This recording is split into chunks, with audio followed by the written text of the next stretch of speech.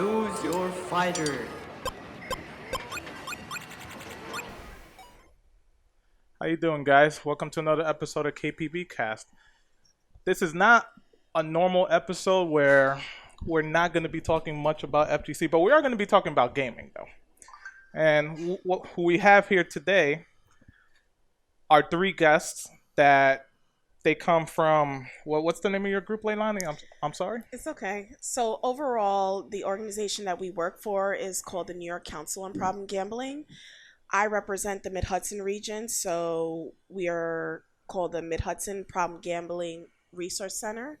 And my colleagues, they come from New York City. One, Ashley, comes from Staten Island, and Venus stems from the Bronx, and they represent the New York City Problem Gambling Resource Center. There you go, guys. If anybody's from the Bronx, she gave you the X. Sure did. That is some love right Lean there. back with it. Lean back. Lean back.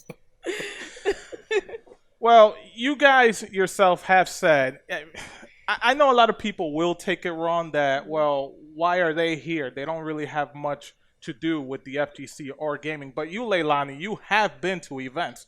You've been there with your husband. I don't know if Ashley or Venus have ever been to any offline esports. No, you haven't? No. But I'm sure you know, you get the gist of everything that's going on. And I'm sure Leilani has shared some of the stories that, you know, when she's gone there. And listen, I've been in it I was in it for a while, excuse me. I got out of it for, I want to say, maybe 3 to 4 years. And I recently have been back. I've always kept up with it. But, you know, gambling, which is, again, the topic we're having today. Gambling, as we all know, is a problem. It could be a problem depending on who you ask. I mean, Lay, what are some of your experiences at FGC events when it comes to gambling, where maybe you have seen some money being tossed under the table during some of these matches? Because that does happen. You know, it is competition, and you know, we've had a few guests here before, specifically Josh 360. He was a gamer out of Chinatown Fair, which is one of the biggest arcades that New York City had, and he admitted it's like, yeah, there were times where he would see maybe $100 money matches or just money just being tossed under the table. But what are your experiences with it? From what I've seen, you know, again, being at these events with my husband and with you guys with KPB, I've seen money matches, definitely. I've never really seen, like, outside of money matches, I don't know what else goes on. I've heard of money matches happening in front of everybody. I've heard of money matches happening on the side in, like, private rooms where I'm not privy to that. But I've seen people lose, and it's not pretty, you know. And it's difficult with money matches because you're betting, and just like in a casino, you're or on at a oh, now I'm losing my words. You're a convention At a center. slot machine. No, at a slot machine. Like, you're at a slot machine or you're at a casino. Sometimes you're betting on somebody else and you don't know if that person, or even a racetrack, you're betting on something else and you don't know if that person's going to win. So the person in gaming, the person who's playing the game, may or may not know that somebody else placed a bid on their behalf. And if that person loses, now the person who placed the bet is pissed off at the person who was playing, It's a holds, backer. and holds animosity towards that person who just lost. And then it can become I don't want to say violent, but there can be some aggression that comes about it. So it's interesting altogether. And I just want to clarify something, at least in what we do. A money match is an arrangement between two players. Maybe they have backers, maybe they don't. Maybe they're betting money themselves that they don't have. It's competition. You know, gamers, just like, you know, basketball players, they love their competition. And the money match is like, you know what, let's get away from the tournament. Let's go back to the room. Let's have a 1st to 10 to really see who the best is. You know, I'm sure we've all heard of that. This is not something that's strange to nobody that's followed any form of competition. Right. But when it comes to gamers, and again, how is it? Because the people who go to FGC events, by all means, they're the overwhelming majority of them are between the ages, I want to say maybe 23 to 35. That, but gamers themselves, I mean, how do I put this while being very, very nice? But by all means, a lot of them are ridiculously immature. I mean, you laugh, but you know it's true. A lot of them are immature. No, I understand what you're saying, but I laugh based upon how you said it. But while there's truth, there are people who are mature within the gaming world. So I don't want to. But since we are talking about people just gambling, I mean, people who gamble recklessly. But I don't think that's a mature versus immature thing. And if Ashley, if Venus, if you have anything to say about that, I don't think maturity in terms of gambling or having a problem with that. Well, not in the terms of gambling. It's just, again, I'm trying to figure out how to say this very nicely without getting nobody angry at me. It's, I mean, how do I put it? It's gamers, when you go to these events, the majority of them are immature. It is a weekend getaway for a lot of them. That's what a lot of FGC events are. Whether some people don't want to admit it or not, it is a weekend getaway. And you do see some very immature things happening at these places. I'm sure you ladies have known about the most recent things that have come out. That's not even immaturity. That's just irresponsibility, excuse me. But I guess what I'm trying to correlate is the immaturity with not knowing. It's like, well, I'm just giving up $1. I'm giving up $5 in the gambling, and a little gambling thing. Where it's like, it's only $5, which then escalates to 20 to 30, and as you could imagine, it just gets completely out of hand. But again, it's. Are you saying Would that? you say that? Go ahead. I was Go going to ahead, say, Venus. just in my research with gamers, a lot of them they stay in a room, they're sheltered.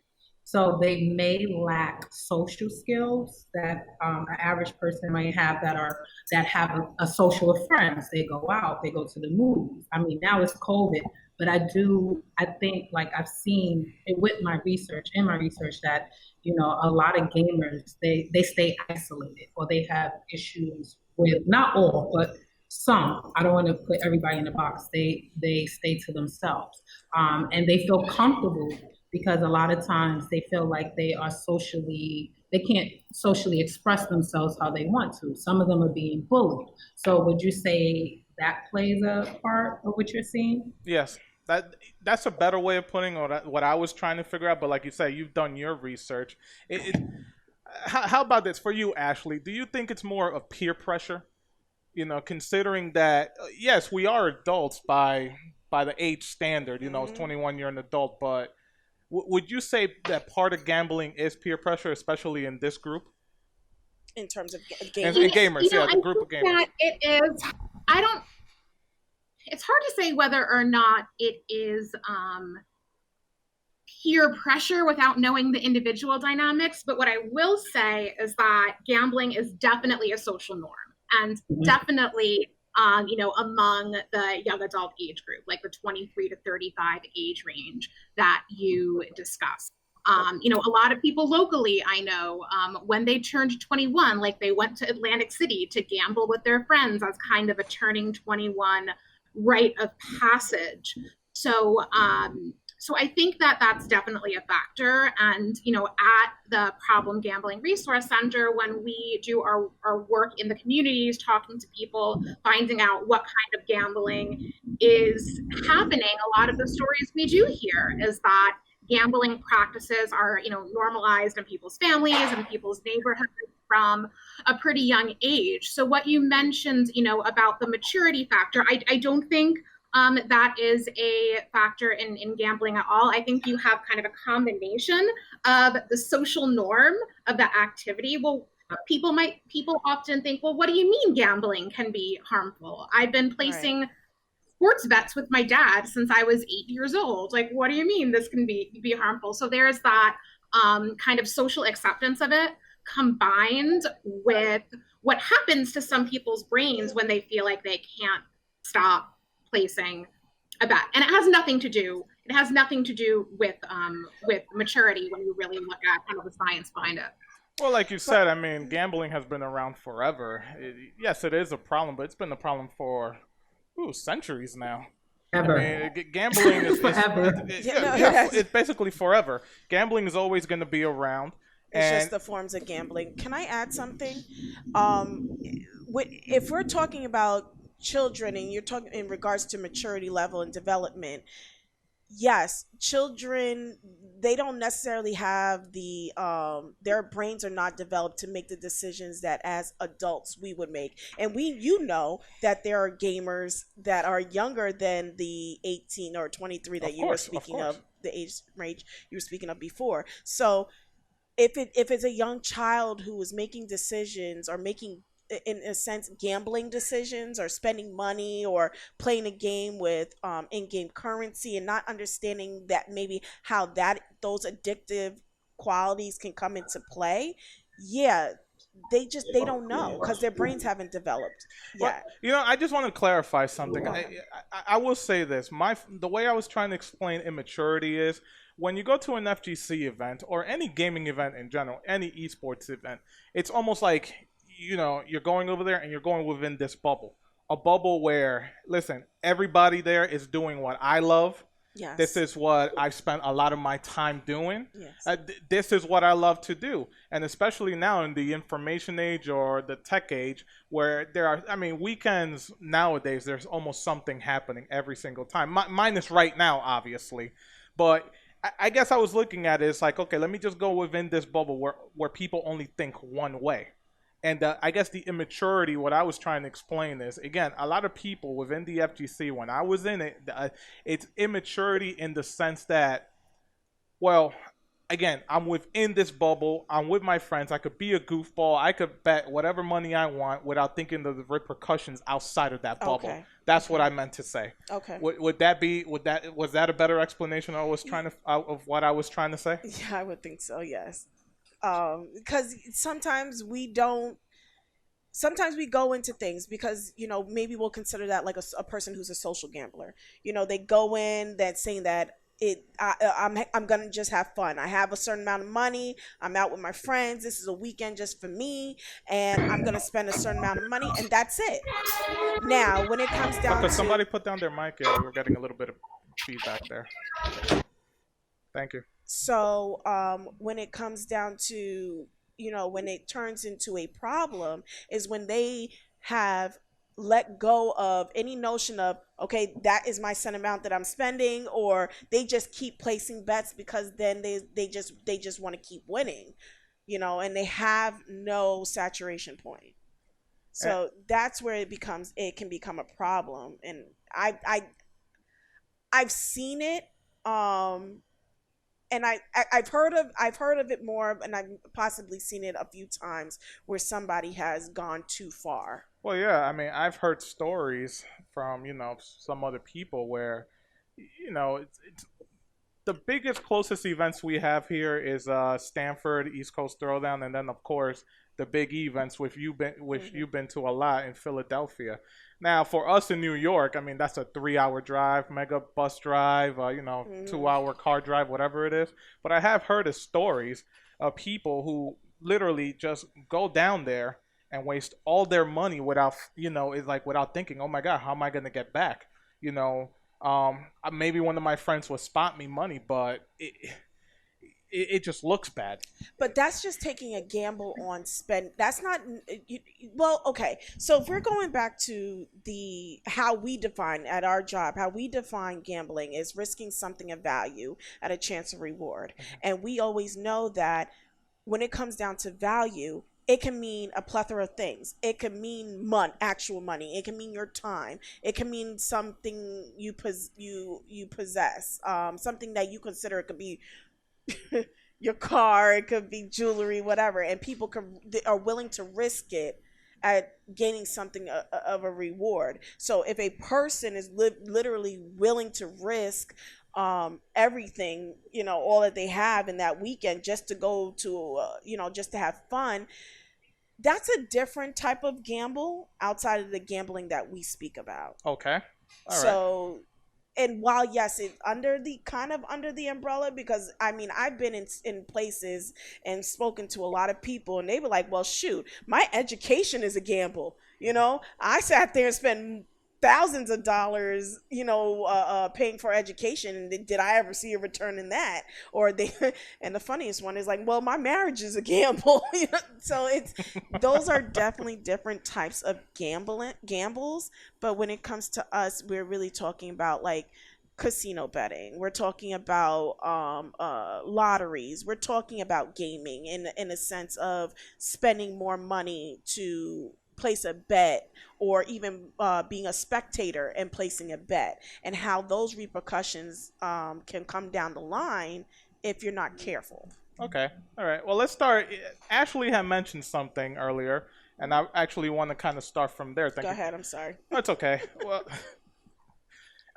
Ashley, you mentioned that sometimes this kind of gambling, the one that your groups deal with, or by all means all groups, but you said that it may be nurtured from a young age because, oh my God, my dad, like, what's the problem? I bet $1 game with my dad in Tetris, or or any other kind of video game.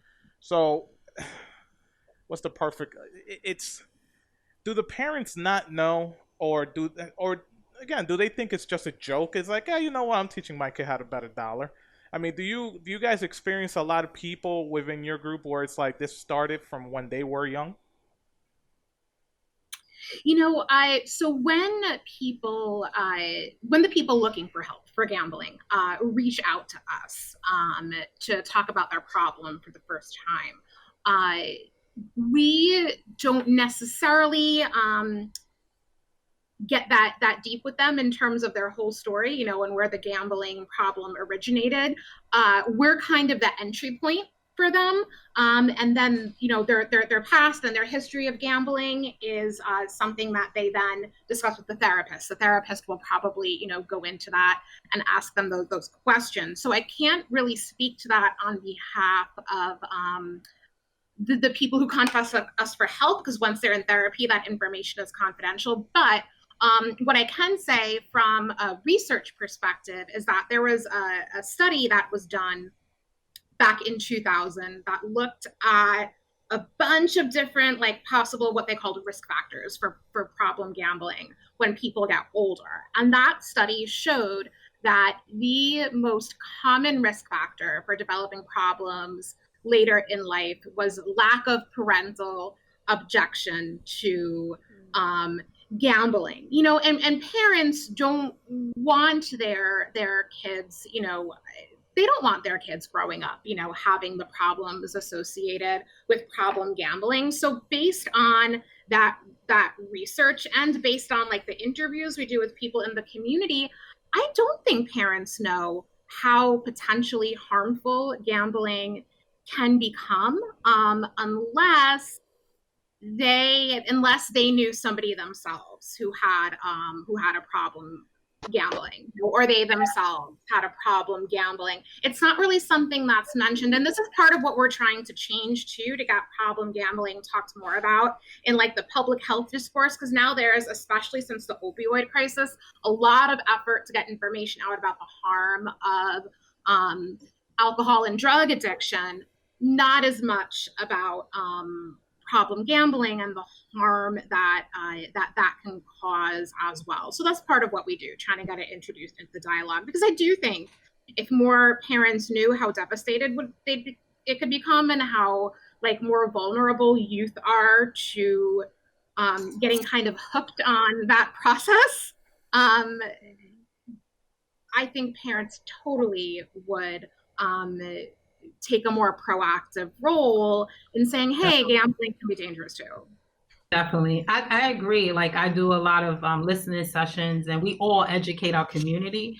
And the interesting thing is that parents will talk about drugs and alcohol, but gambling is a social norm. Each culture has their own origin of gambling, whether it's numbers, dice, lotto, different ethnicities, they have their own gambling story. And what's interesting to me is the young people would say, I would ask them, has your parents ever talked to you about gambling? And they were like, no, they tell us about drugs and alcohol. and to stay in school and to get an education. And then I'll ask them, well, how many people do you know gamble in your community or in your family? Everybody's hand will go up. But however, I think that's a part of our job to educate, not to tell them, gambling is bad, because we have a neutral stance. We understand that gambling is legal. That's not what we're here to say, that gambling is bad. We're saying how if you have a problem, we are here to help. And I think just advocating for families who are suffering, there's a stigma behind it. So there's people in your community that have been torn apart due to this addiction, gambling, but will not share because it's embarrassing to say that I gambled away my child's college fund, or I stole from Peter to gamble, for a scratch off, and that's the stigma behind it. And I think our role is so important because we go out in these communities and we talk about it's okay. Addiction is addiction to me. It's the same muscle, it's the same brain. And I think we need to treat it like a disease, like we would treat opioids. You can't fire someone if they have a drug problem. There's a procedure that you have to go through. But, with gambling, it's a little bit different. Why is it that, like both Ashley and Venus just said, of course, gambling is part of the social norm. That is a thing. But, I mean, gambling, a lot of sports, long time ago, they basically got rid of that because, oh my God, somebody might throw a game or somebody might do this, somebody might do that. And now we saw it's come back, at least in New Jersey. We're in New York, which is where it's not legal, with DraftKings, with all this other stuff. I forget the name of the other one, where government sees that there is money to be made there. That's what it is. It's more money for them. It's money for the people who made DraftKings. It's all money for that. But why is it that, like I believe it was Ashley who mentioned it. Oh, you would ask a kid, and it's like, yeah, they talk to us about drugs, they talk to us about alcohol, but nobody really ever says anything about gambling. Is it just because to an adult telling a kid it is a social norm? So it's like, well, why do I have to tell them for? This is quote unquote not more dangerous than alcohol or drugs, but if you're an adult and you lose all your money to gambling, how it's funny when we did our training is like one of the first things that they told us was like gambling is the hidden addiction. You can't see it. It doesn't have the side effects that maybe other addictions have, like drugs and alcohol. The withdrawal, even though one of the warning signs can be withdrawal, it just looks different. The warning signs are similar, but it just looks different for a person who has a gambling problem. So when it looks different and if it's not in your face, it's like if I don't see it, it's not there. A lot of the needs assessments that we do and that we hear about, or people speaking about problem gambling, or us asking them about problem gambling, or even just gambling in general, there's like, it's normal. We play the lottery, we go to casinos, have fun. It definitely is a norm where it's not seen as a problem. It's known as a problem to people who are affected by it, which is family in this case. Yes, it's family, it's kids, it might even be the dog. But what kind of training do you guys do? Obviously you decided to dedicate some of your lives to helping these people. Yes. And I'm sorry, when you decided to join your organization, like, what kind of training is it that you guys do? So we offer definitely our regular problem gambling 101. That is a standard for any person who's interested in learning about. I'm sorry, I apologize for cutting you off. I meant, what kind of training do you go through? Do we go? Yeah, through? Do you, Ashley and Venus, go through? We're gonna get to the good. We're gonna get to the information session. I was like, so. Because, I mean, again, sorry to cut you off. No, you're fine. You guys have dedicated to helping people out. And unfortunately, we do know we live in the times where a lot of people don't want nobody's help, where they might feel a little bit embarrassed admitting to somebody that I have a problem. It's and I've seen it plenty of times. Like even when my wife was giving birth, where we went up to Greenwich Hospital, they have a little bit of a ward over there where people go for problems, and I've seen people get into fights. It's like, well, wait a minute, Like, why are you telling me how to live my life? Like they don't seem to understand that you're there to help. Yeah. And these people, there is huge blowback. It's like, no, leave me alone. But again, what kind of training do you guys get? Basically knowing, hey, this is what I'm getting into. I want to help people. That's what I want to do. But again, what kind of training do you guys get to basically brace yourselves for what comes next? Well, my background personally is in a lot of community work. So I've dealt with people in pushbacks and in various different topics.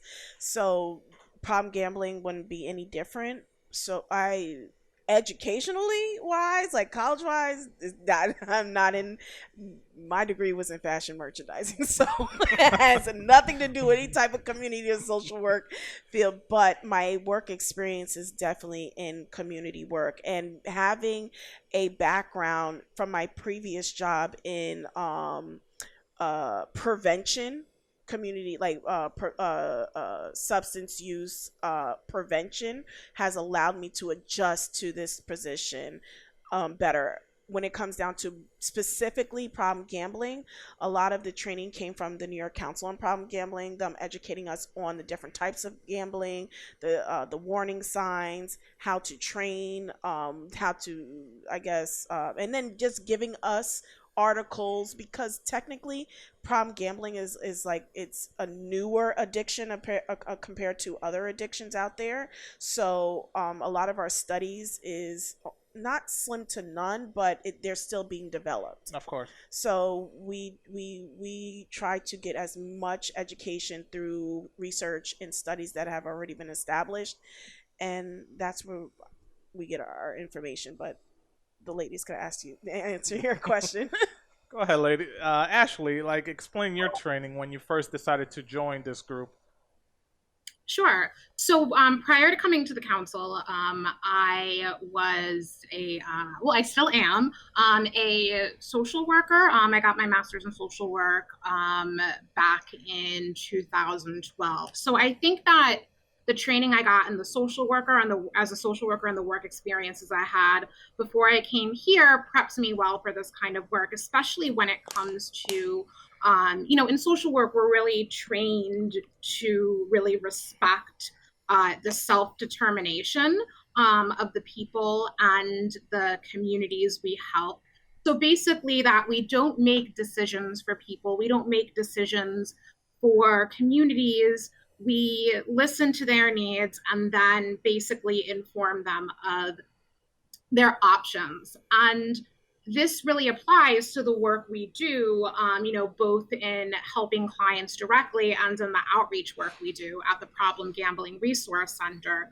Because when somebody calls us asking for help, we don't tell them what to do. We don't tell them, yes, you have a problem and you need treatment. We listen, we ask guiding questions, and we respect that they're an autonomous individual whom, even if we might be worried about the symptoms they're showing, our role is we're going to support.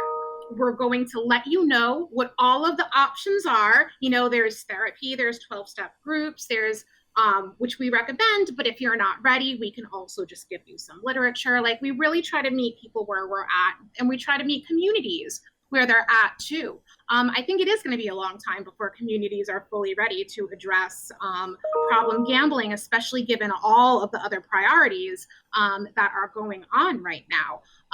But we're here to have those conversations and those trainings and their presentations with who is interested, and make those kind of small inroads where we can. So I think that that philosophy, I learned a little bit before I came to the council, and the council just reinforced it. And then for, the hands-on trainings, like Leilani said, the council has done like extensive research on problem gambling and putting together trainings kind of before we came on board. So, where our training director kind of did like train the trainers with us for all of the trainings, so we were all basically trained to be trainers on all of this information, and then now we're bringing it out to the communities. And one important piece, and then I'll finish up because I know I've been talking for a while. One important piece of the trainings that I really want to drive home. The most important thing that I learned when I got the trainer for problem gambling, and this is probably the point I like drive home the hardest when I'm out in the community doing presentations, is that if you're thinking of gambling as an addiction, which it can be for some people, the most common comparison to addiction is alcohol or drugs, right? Like if you just heard the word addiction with nothing else attached, like that's where what we think of first.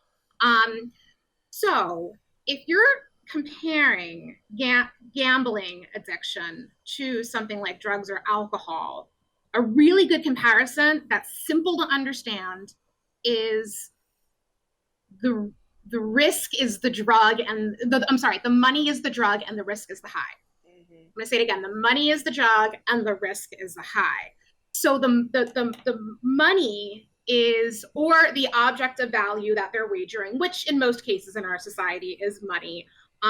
But using money or an object of value in that way that people use it in gambling results for some people in a dopamine rush in the brain, which is like our happy chemicals, right?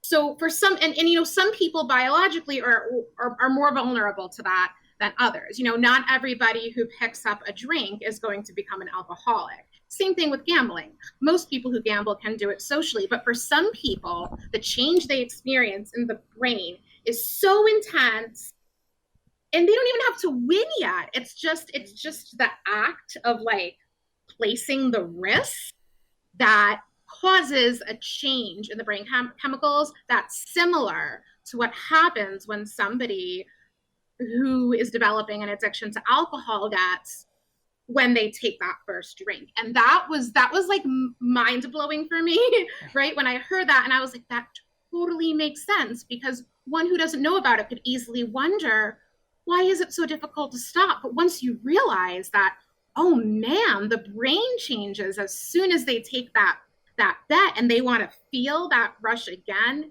it totally all comes together. What kind of studies are there to basically, what kind of studies are there that you looked at? I mean, what are these studies looking at to try to basically tell you it's like this person, you know, may become addicted? Is it you know, social status? Is it you know, family life? Is it, you know, a way of life? What kind of studies have you seen, you know, related to that, where, like, you know, there's plenty of studies for alcohol and drug addiction, and Leilani said that there's not much yet for gambling, but what kind of studies are you looking at specifically, if you can name some? That's a great question. So, and a lot of the topics you mentioned, right? Like you asked, are there social factors? Are there this? All of those things are looking at, and that study done back in 2000 that I referenced, yes, that I referenced earlier, which looked at the risk factors. That's an example. It looked at all sorts of things, right? And then determines out of all of these things, it's like the parental lack of objection that sets people up for the most risk. But it's not the only thing by any means. There is a journal, oh gosh, I want to get the exact, I think it's called the Journal of Gambling Addiction. But it is like an academic journal, you know, and all of the articles about it are have something to do with gambling addiction. So I know a lot of the research that our team has pulled has come from there. We also have a relationship with Dr. Laureen Rugel from the National Council on Problem Gambling. What was her name? I didn't catch that. Dr. Rugel. Laureen Rugel. And she's like one of the leading national experts in gambling. And she actually, for a while, helped volunteer to supervise some of our clinicians. So she's somebody who we have gotten information from as well. And we do have a conference every year. Shameless plug, our virtual conference is coming up October 5th through 7th, and it's virtual for the first time, so anybody can join. And at that conference, we have Dr. Rugel and other folks who have been doing research on these things kind of share, you know, what they have learned so far, because as Leilani said, this is a relatively, you know, it's relatively new that people are studying gambling addiction like this. So we need to like hold ourselves accountable as educators about this issue to make sure we're up to date on what all of the researchers are doing. So a lot of the research that we cite in our presentations has come from either that Journal of Gambling Addiction or information research that has been done by some of the experts who share it at our conference, so we can incorporate it into our work. We also get a lot of our information from it's a gentleman called Cam Adair. He does a lot of gaming and gambling addiction talk. He talks a lot about it, and he attended our conference last year to educate the community at large about gaming and gambling. Another way to get information about how, whether it sounds like environmental factors as to why people can are more prevalent to gain the problem with gambling. And for me in our region, I've heard some people say, like in our northern region, sometimes like in the Sullivan County and Ulster County areas, and sometimes it's the not, I don't want to say desperation, but the need to want more because they live in more rural areas and jobs are scarce and resources are scarce. They tend to want to play the lottery. Oh, of course. And then they'll keep playing and keep playing and not understanding that it can become a problem, but it's their need to want more for themselves in life and gain more. Mm-hmm. So that can be like a factor as to how they gain the problem. Well, the lottery, like you said, especially in places where there's not much going on, no jobs, economy is just shut down. Mm-hmm. The lottery is there. The lottery is a gamble. Right. It's like you're giving up $1 is like with the hopes of winning something. Yes. So, of course, in those kind of towns and those kind of counties where there's not much to do, not much to do, where things are just looking so bleak, let me go put $1. That turns into $2. Hey, listen, maybe not the Powerball now is at $189 or right. $190, and the commercial itself says it. You could be the lucky one. Yes, you can be the lucky one. And even if we're going back to gaming, a lot of parents have said even since COVID and being in quarantine, at first everybody was so not happy, but they were, oh, this is a good time to spend more time with family. We're going to eat together. We're going to do so many things together. And after that honeymoon phase went away, then everybody went into their corners. And if to keep their mind, if the child, for the parent to keep their child's mind busy, they said, go ahead and play. They've given them free access to play their video games. And not only that, go ahead, B. Just to add to that, it's like because school went remote. Yeah. So now I have a 9-year-old. He's on a screen more than average. So I love his school. They're now talking about ways, how can we engage the kids without being on the screen so much? Yes. And I think that's a beautiful conversation because once you get addicted to the screen, it's like even with him, I have to monitor his time with his video games. He's not allowed to play Fortnite because you're not 13. But there's people or parents who may not be able to monitor their child as much. Like I have one, so it's easy. I'm all in his face. I need to know what he's doing. But other parents, they don't have that time or the resources. If I have to work, 2 jobs, or if I have to work remotely, I can't monitor what you're doing, and it's sad to say because I do have a nephew who plays Fortnite crazy. And it's like, the addiction is there. And so I think these conversations are very important to have because, again, you can't tell a parent what to do. However, you can tell a parent, hey, maybe you should do movie night or maybe you should ride a bike. We have to give people alternatives. We can't just say, video game is bad, gaming is bad, da da da da da.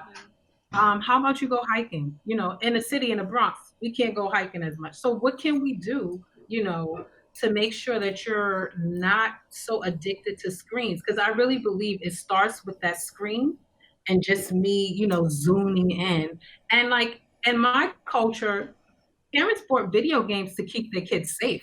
Like certain areas, you could not go outside. So it's like, I'm going to buy this Nintendo because at least I know you're home. But it's like, now we have to have a conversation about what's going on with the addiction. And now I was watching something and Fortnite gave out free V-Bucks. And I'm like, what are they doing? What are they doing?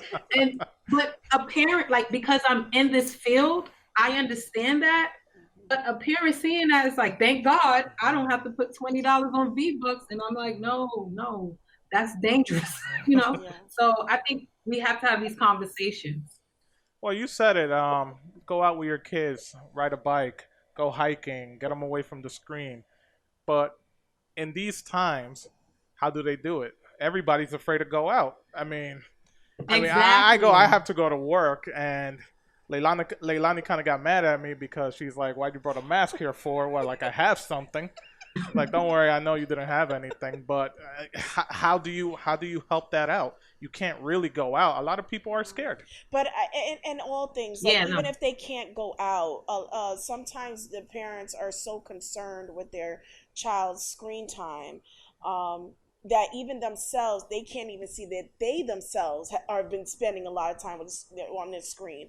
And we also encourage parents to have conversations.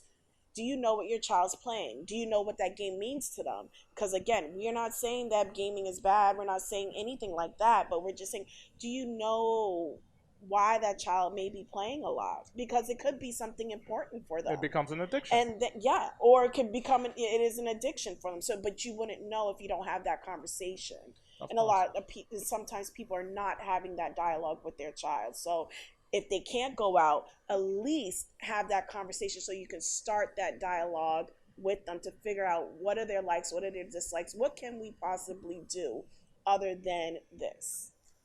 Venus, I had asked Ashley and I asked Leilani. Let's ask you. Why did you decide to start doing this? Is it because is it natural for you to want to help people? What was your decision for Um, wanting to join the group and dedicating your time to helping as much people as possible with their addictions?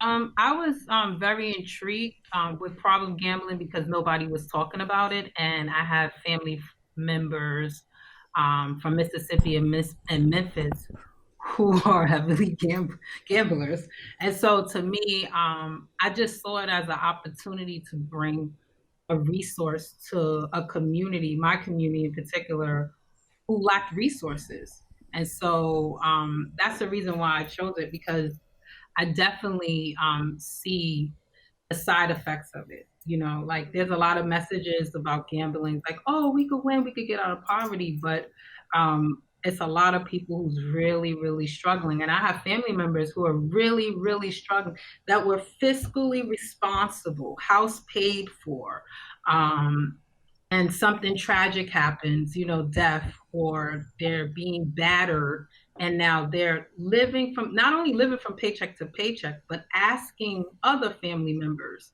for money.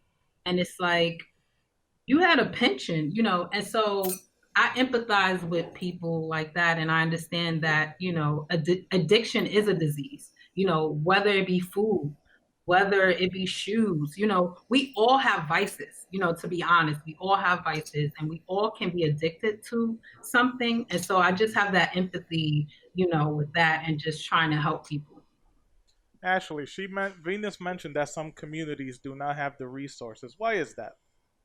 Why is it that some communities don't have the resources to reach out to the community and try to help people out? Like, what is causing it to not basically be available as much as it should be?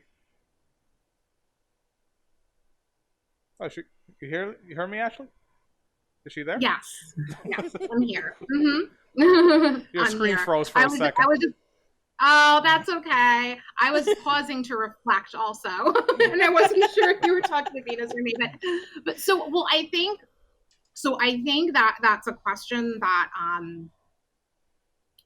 stretches far beyond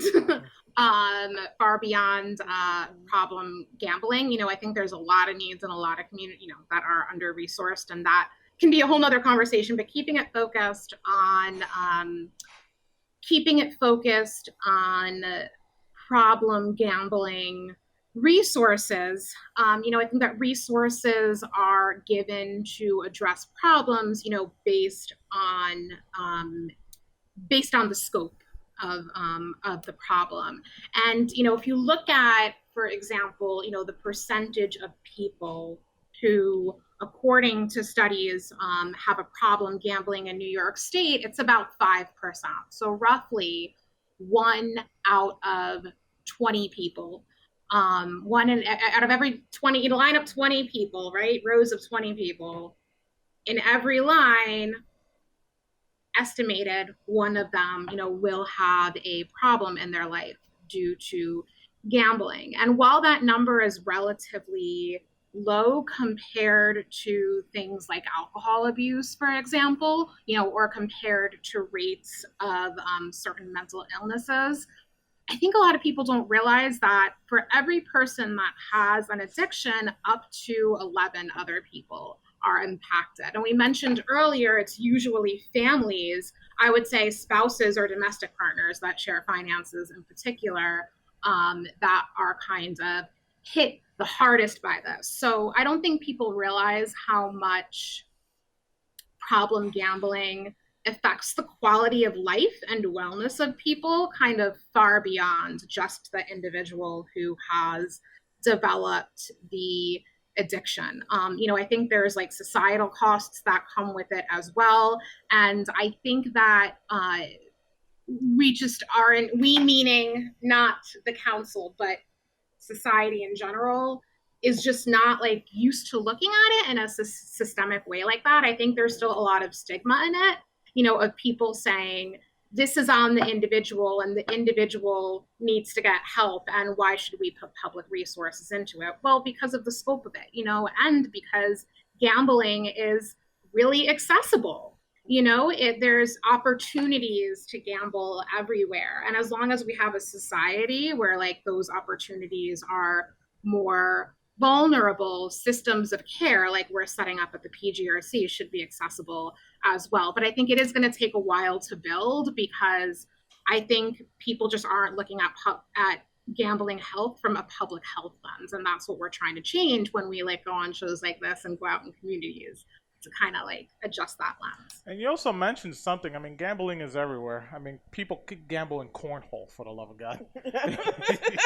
There is gambling in cornhole. Yes. There is gambling in everything. Yes. How is your group what is your group doing to try to battle this? If they are doing anything, it's like, well, I guess a better question would be, what is it that your council is doing? How are you guys getting out there to try to tell people or give them some advice? Because like we already said, we're not telling people how to live their lives. You're just giving them some advice. We're not telling you don't go crossing the street or anything like that. We're not telling you not to do it. It's just be more aware of what the situation is that you may end up getting yourself into. So the New York Council on Problem Gambling, they developed these resource centers throughout New York State. So there's 7 resource centers. There's Western New York, there's Finger Lakes, Northeast, Central, Mid-Hudson, New York City, and Long Island.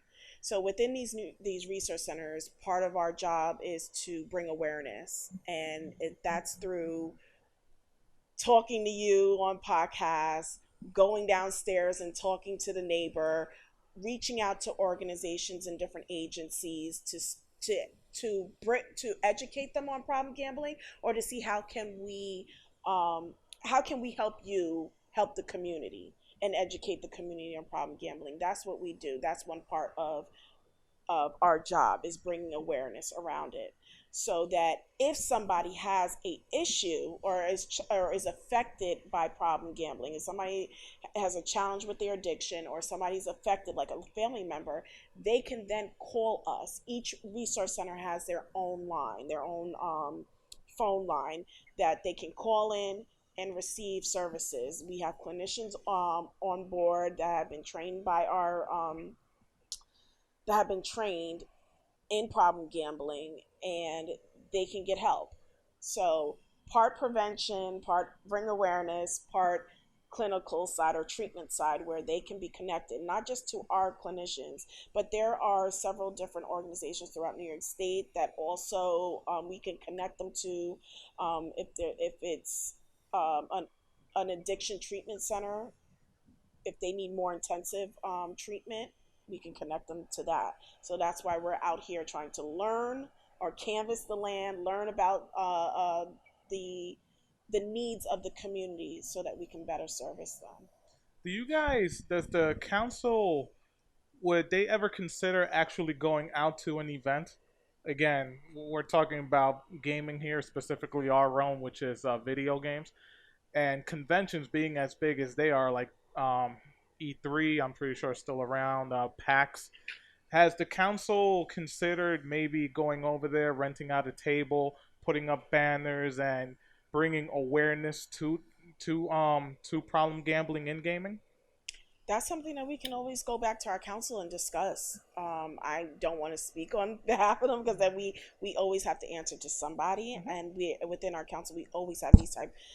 We always openly discuss different things, so we can bring that.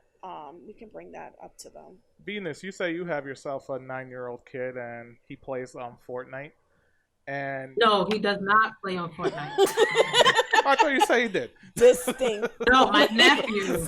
Oh, your nephew. That's not in her household. And I know Leilani said that's something that you would have to bring up to the council and answer to somebody. Hey, this is a suggestion.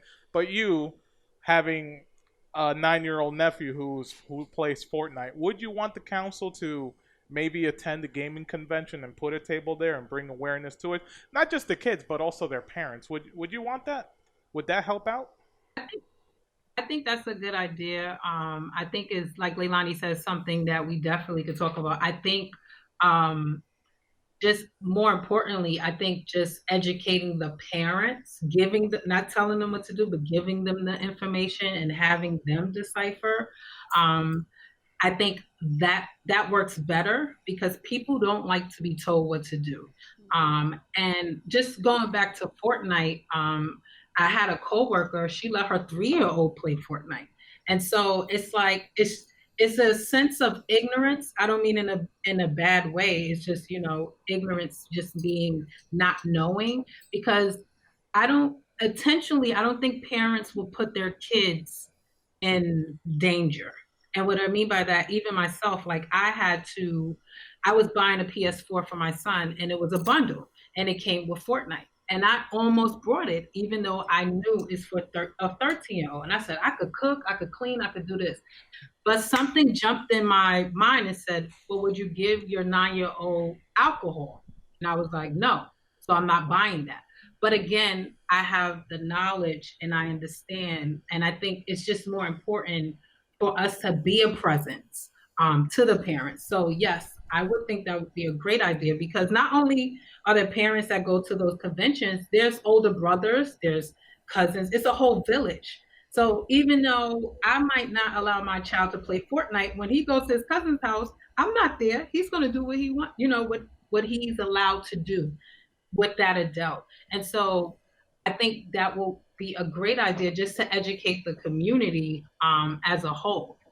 Can I say something? Of course. So on the flip side, because I know Venus and I know her son, for me, and if it was me as a parent, not as a employee of the council, if I was a parent, I personally would purchase a PlayStation in the game for my child, because my husband is a gamer and he is in the business and he knows a lot. And for me, and this is only for me, I always speak for me, is that, because we have that knowledge around gaming, and I am previewed to what problem gambling looks like, I would educate my child along with, being in limit, because we also talk about in our gaming and gambling training is about limiting limiting the access of the games to the individual, in this instance, a child. So that, for me, it's just different. My answer, I guess, would be different. Sorry, babe. Would it? No, you fine. You pay your rent. I pay my rent.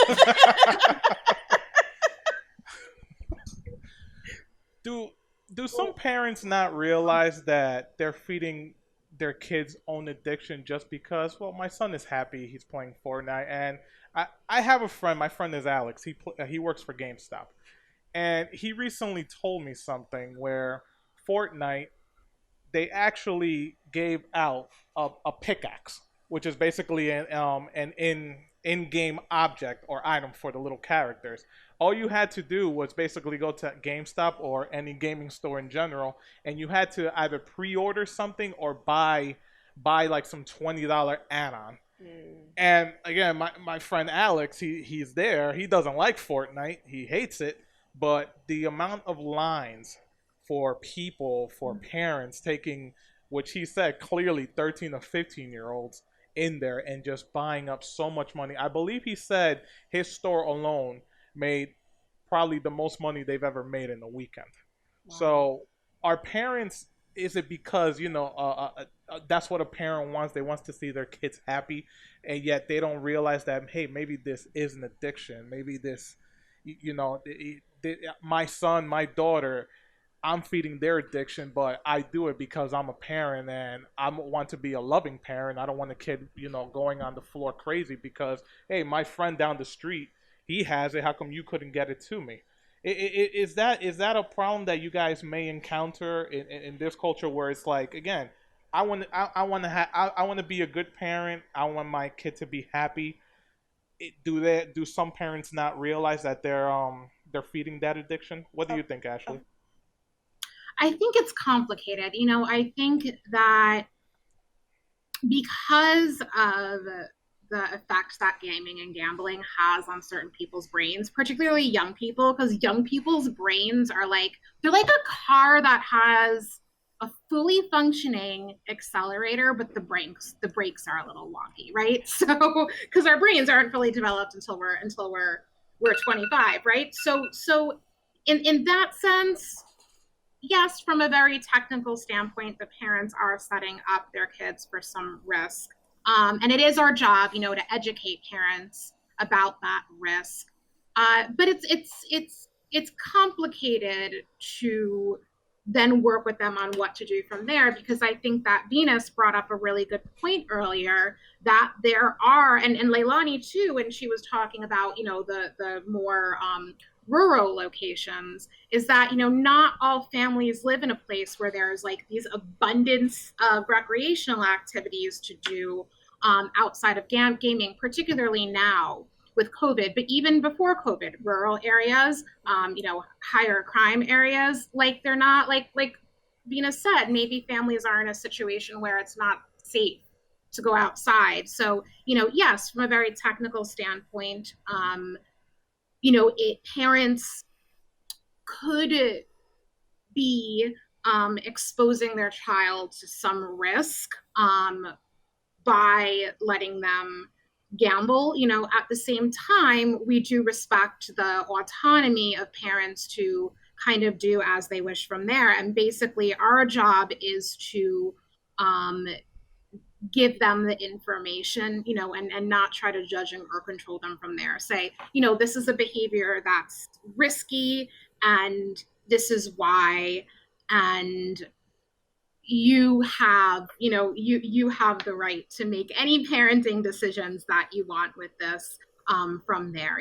Our job is just to non-judgmentally give parents the facts, and then what they do from there is okay. And there, like I said, there, of course, there's other activities. I know that particularly in a lot of the work that's been done with alcohol and drug prevention, a lot of those efforts focus on other positive activities that you can do with your child, which we mentioned also. But like I said, it's complicated because some people live in circumstances where there aren't a lot of easy other options, and we have to respect that and work alongside with our allies in the prevention world to create better communities where those other safe options are available. Lay, you were gonna say something? And truthfully, parents just want a break.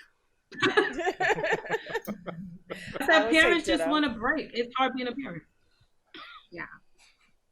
With this kind of job that you guys do, you've seen pushback, I'm sure. How do you deal with it? We just keep on moving.